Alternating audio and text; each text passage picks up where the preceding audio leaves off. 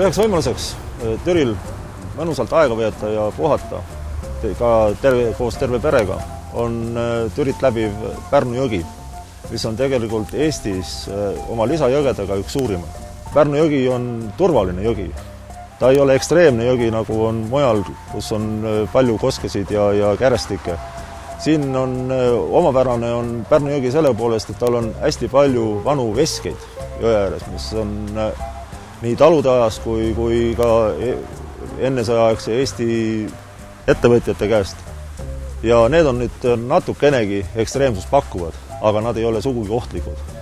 Kui on jälgitud kõik turvareeglid, siis saad võtta paati ka lapse ja saad mõnusalt ühe ilusa päeva Türil veeta.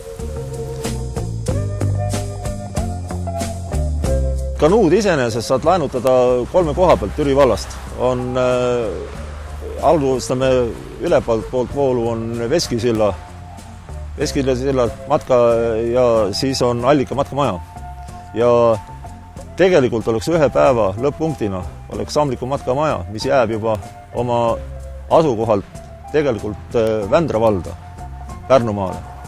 Ja kanuud vette lasta, alustada Koakalt ja 5 kilomeetri kaugusel on siis Türi oma teisjärve ja muude vaatamisväärsustega. Võimalik veeta ka aega Türil nii edasi.